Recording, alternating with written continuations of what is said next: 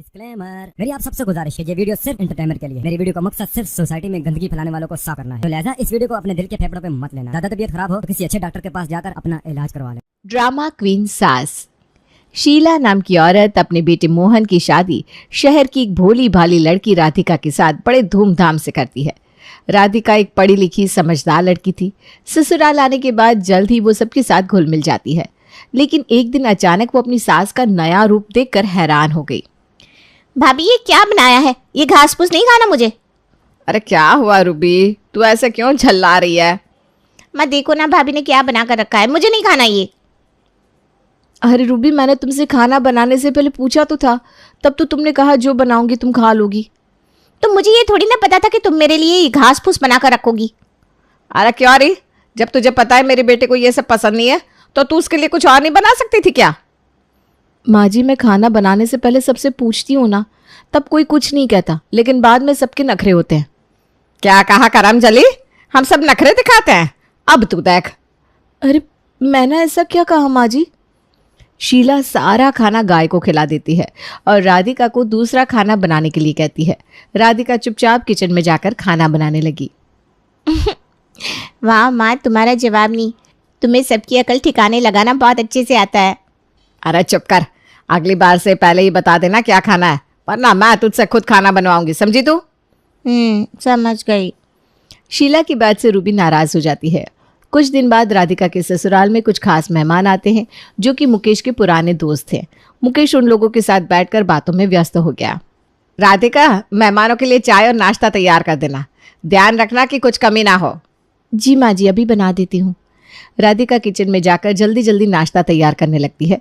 इसी बीच उससे चाय में चीनी ज़्यादा पड़ जाती है। वो नाश्ता लेकर मेहमानों के पास जाती है। अरे बहू, ये चाय तो कुछ ज़्यादा ही मीठी हो गई है। शीला तुरंत राधिका की ओर गुस्से से देखती है। क्या किया तूने राधिका? मेहमानों के लिए इतनी मीठी चाय बनाई है? इतनी बड़ी लापरवाही, तुझसे एक कप चाय भी ठीक से नहीं बनती।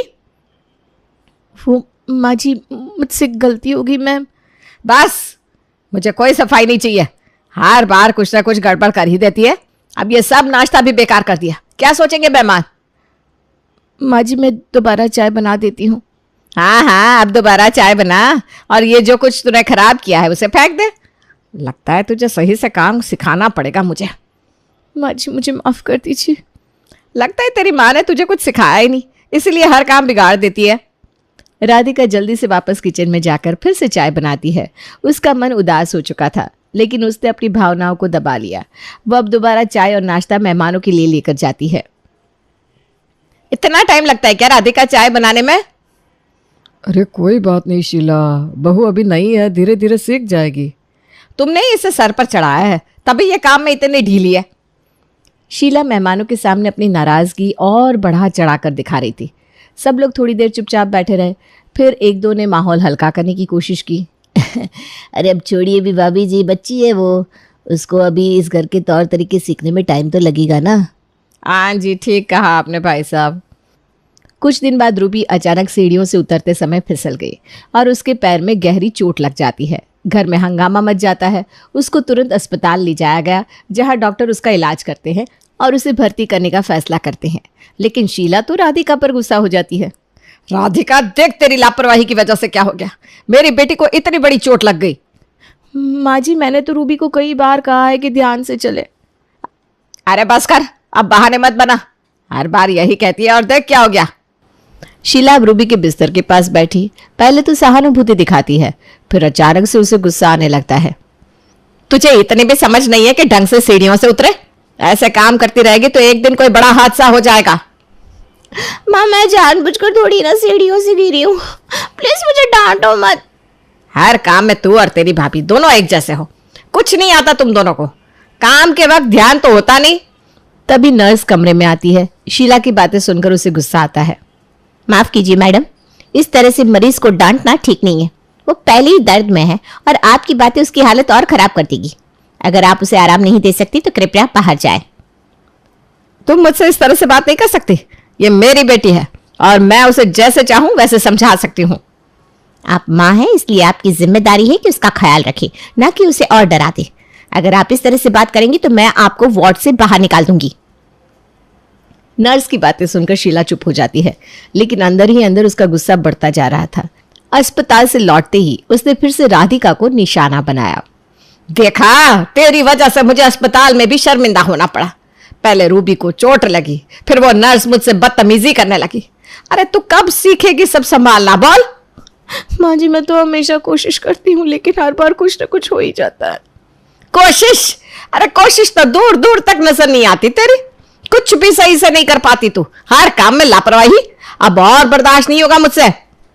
राधिका का दिल टूट चुका था और उस पर सास की डांट का दबाव दिन पर दिन बढ़ता ही जा रहा था। हर छोटी मोटी बात पर ताने सुनना और गलती के लिए दोषी ठहराया जाना उसको अब इससे चिढ़न सी होने लगी थी। एक दिन उसने सोचा कि वो मोहन को ये सब बता देगी। मोहन, मुझे तुमसे बात करनी है। हाँ, क्या हुआ, बोलो। माँ जी ना हर बात पर मुझे बहुत सुनाती है और डांटती है, जिसके डर से मुझसे कोई काम ठीक से नहीं हो पाता है। अब मैं क्या करूँ? अरे माँ का स्वभाव ही ऐसा है, दिल पर मत लो, ये सब तो हर घर में होता है। हाँ, लेकिन मैं हर कोशिश करती हूँ, फिर भी सब गलत कैसे हो जाता है? अरे तुम इसे इतना सीरियसली क्यों ले रही हो? थोड़ा ध्यान से काम करोगी तो सब ठीक हो जाएगा। राधिका को मोहन से ये उम्मीद नहीं थी। उसे लगा था कि मोहन समझेगा, लेकिन उसने तो बात को टाल दिया। मोहन, मुझे लगा था कि तुम मुझे सपोर्ट करोगे, लेकिन मैं माँ के खिलाफ नहीं बोल सकता। वो सोच समझ के ही कुछ कहती होंगी। चिंता ना करो, वक्त के साथ सब ठीक हो जाएगा। मोहन की बात सुनकर राधिका समझ गई थी कि अब ये लड़ाई तो उसे खुद ही लड़नी होगी। मोहन उसकी कोई मदद नहीं करेगा। एक दिन राधिका के मायके से फोन आया। महीनों बाद माँ की आवाज सुनकर उसकी आंखें नम हो गई। हेलो माँ, कैसी हो? मैं तो ठीक हूँ बेटा, तू बता कैसी है? और मेरी नाती की क्या हाल है? अच्छी हूँ माँ, आपका नाती यहीं पास में ही खेल रहा है। लेकिन जैसे उसने बात शुरू की, शीला के हंसने की तेज आवाज सुनाई दी। पड़ोस की सविता उसके पास बैठी थी और दोनों गपशप में व्यस्त थी। अरे ये बहुएं तो बस दिखाने के लिए काम करती है, असली काम तो हमें ही करना पड़ता है। सही कह रही हो शीला, हमारे जमाने की बात ही कुछ और थी। अरे इसीलिए तो मैं अपनी बहू को कोई छूट नहीं देती। अच्छा, राधिका माँ से ठीक से बात भी नहीं कर पाई। बस 2 मिनट बात करने के बाद उसने फोन रख दिया। तभी अचानक आंगन में खेलते हुए उसका बेटा फिसल कर गिर गया और जोर जोर से रोने लगा। अरे देख, मेरा पोता गिर गया, कहाँ ध्यान है तेरा? माँ जी, मैं तो यही थी। चुप, बच्चे का भी ख्याल नहीं है तुझे? दिन भर फोन में लगी रहती है और यहाँ बेटा गिर गया। तेरी माँ ने तुझे कुछ सिखाया है कि नहीं? ना घर संभालती है ना बच्चे का ध्यान रखती है। माँ जी, मेरी माँ का फोन था, मैं तो बस 2 मिनट के लिए उनसे बात। शीला ने राधिका को कुछ कहने का मौका भी नहीं दिया। तू मेरे पोते का ध्यान भी नहीं रख सकती क्या? ऊपर से तुझसे कोई काम भी ठीक से नहीं होता। हाँ शीला, आजकल की लड़कियां ना कुछ नहीं सीख कर आती मायके से। इनको तो बस ऐशो आराम की जिंदगी चाहिए। अरे इसको कोई काम ढंग से करना नहीं आता सविता। माँ जी, भगवान के लिए मेरी माँ को कुछ मत बोलिए, इसमें उनकी क्या गलती है? अरे उनकी ये गलती है कि तुझे कुछ सिखाया नहीं। राधिका का दिल बैठ गया। वो अपने मायके से मिली थोड़ी सी राहत भी भूल गई। अब उसे यकीन हो गया था कि इस घर में उसकी कोई इज्जत नहीं है। उस रात राधिका अपनी माँ की बेइज्जती सोच सोच कर रोती रही। बस बहुत हो गया, अभी तक मैंने माँ जी को कुछ नहीं कहा, लेकिन आज तो उन्होंने अपनी हद ही पार कर दी। अब मुझे उन्हें सबक सिखाना पड़ेगा। राधिका ने अब फैसला कर लिया कि वो चुप नहीं बैठेगी। एक दिन जब फिर से शीला ने उसे बेवजह डांटा तो राधिका ने सीधे उसकी आंखों में देखकर जवाब देने का मन बना लिया। राधिका, ये सब क्या किया है तूने? घर के काम में इतनी लापरवाही? तुझे बार बार समझाना पड़ेगा क्या? माँ जी, मैंने सब काम ठीक से किया है। अगर आपको कोई समस्या है तो पहले से बता देती। हर बार ताना मारने से कुछ नहीं बदलेगा। क्या? तो अब मुझसे ऐसे बात करेगी? जी हाँ, अब हर बार में आपकी डांट और तानों को मैं नहीं सहूंगी। आप मेरी माँ को भी गलत बोल चुकी हैं। अब ये तो मैं बिल्कुल भी बर्दाश्त नहीं करूंगी। शीला को तो यकीन नहीं हो रहा था कि राधिका, जो अब तक चुपचाप सब सहती आ रही थी, अचानक उसको क्या हो गया। घर का माहौल अचानक से बदल गया। अरे करम जले, तू मुझसे ऐसा बात करेगी? मैं तेरी सास हूं, जो चाहूं वो कहूंगी। देखिए माँ जी, आप बड़ी हैं, इसलिए मैं आपसे इज्जत से बात करती हूँ, लेकिन इसका मतलब ये नहीं कि आप हर बार मुझे या मेरे परिवार को बेइज्जत करेंगी। अब मैं खामोश नहीं रहूंगी। शीला की आंखें गुस्से से लाल हो गई थी। लेकिन वो समझ गई कि राधिका अब सब कुछ चुपचाप सहने वाली नहीं है। घर के माहौल में सन्नाटा छा गया। तभी मोहन कमरे में आया। ये क्या हो रहा है यहाँ? माँ, राधिका, तुम दोनों लड़ क्यों रही हो? देख मोहन, तेरी बीवी मुझसे कैसे बात कर रही है। मोहन, अब मैं किसी का कुछ भी नहीं सुनूंगी। अगर ये मुझे इज्जत नहीं देंगे तो मैं भी इनसे इज्जत से बात नहीं करूंगी। अरे अरे, शांत हो जाओ राधिका, माँ का स्वभाव ही ऐसा है। नहीं मोहन, हर बार यही बोलकर तुमने मुझे शांत किया है, लेकिन अब बहुत हो गया। मुझे अब अपनी और अपने मायके वालों की इज्जत की लड़ाई खुद लड़नी होगी। मोहन भी चुप हो गया। अब वो समझ गया था कि राधिका का सब्र का बांध अब टूट चुका है और इसलिए अब वो अपनी बात रखने से पीछे नहीं हटेगी। देखो राधिका, मुझे लगता है कि तुमको आज माँ से इस तरह से बात नहीं करनी चाहिए थी। वाह मोहन, जब मैंने आपसे कहा था कि माँ जी मुझे और मेरे परिवार को हर वक्त सुनाती रहती है, तब तो आपने बोला कि ये उनका स्वभाव है। हाँ, तो वो माँ की आदत है।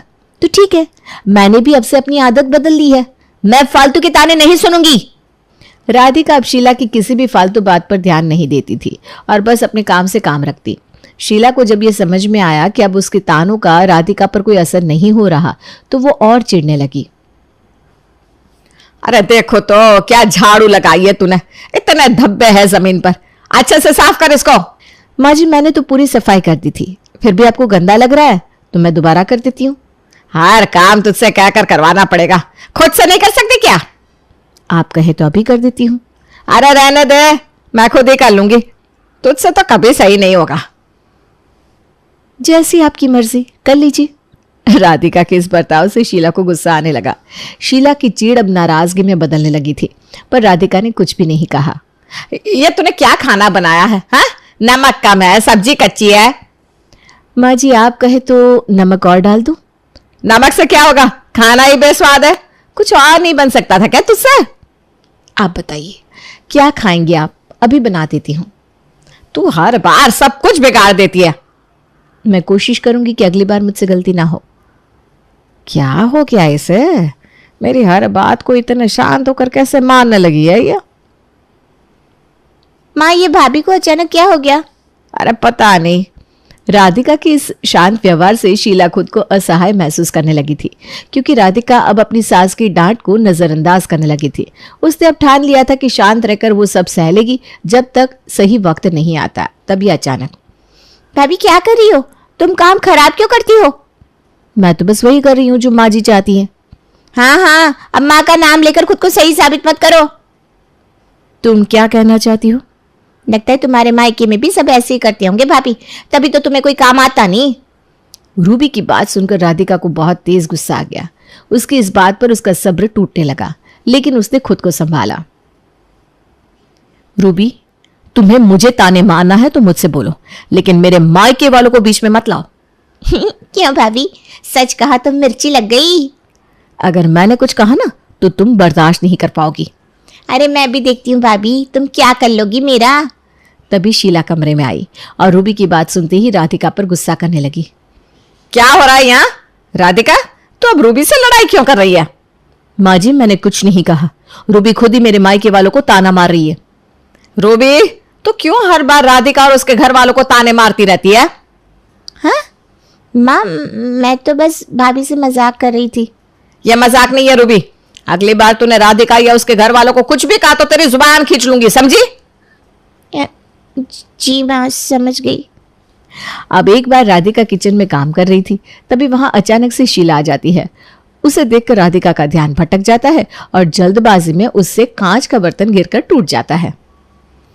आज तो मेरी खैर नहीं, अब माँ जी मुझे न जाने क्या क्या सुनाएगी। अरे कोई बात नहीं राधिका, तू जाकर दूसरे बर्तन में काम कर ले, तब तक ना मैं इसको बाहर फेंक कर आती हूँ। ये अचानक माँ जी को क्या हुआ? कल से इनका व्यवहार बदला बदला सा क्यों लग रहा है? क्या सोच रही है राधिका? कुछ नहीं माँ जी। तभी मुकेश पीछे से आ जाता है और मजाकिया अंदाज में कहता है, बहू ये सोच रही होगी कि आज सूरज पश्चिम से कैसे निकल आया। नहीं पापा जी, ऐसी कोई बात नहीं है, मैं तो बस। कोई बात नहीं बेटा, कल मैंने तेरी सास को रात भर समझाया है, तब उसको समझ में आया कि बहू को बेटी बनाकर रखना चाहिए। इतने में ही रूबी और मोहन भी वहां आ जाते हैं। लेकिन पापा, माँ तो अपनी बेटी को भी नहीं छोड़ती है। ये तूने सही कहा रूबी, ऐसा नहीं है, माँ को हमेशा सब गलत समझते हैं, लेकिन माँ कभी किसी को फालतू में नहीं सुनाती। हाँ, बस उनका स्वभाव थोड़ा सा कठोर है, लेकिन मेरी माँ दिल की बहुत साफ है। देखा, कोई भी नहीं, सिर्फ मेरा बेटा मुझे अच्छे से पहचानता है, बाकी सबको तो मैं और मेरी बातें हजम ही नहीं होती। लेकिन हाँ, मैंने राधिका के साथ पिछले दिनों बहुत गलत किया। अरे नहीं माँ जी। अरे नहीं बहू, यही सच है, लेकिन अब से मैं तुझे कभी तेरे घर वालों को लेकर ताना नहीं दूंगी। शीला की ये बातें सुनकर राधिका खुश होकर शीला के पैर छूती है और शीला उसको गले लगा लेती है। धीरे धीरे उन दोनों के बीच सब कुछ सही हो जाता है और घर में वापस खुशहाली आ जाती है।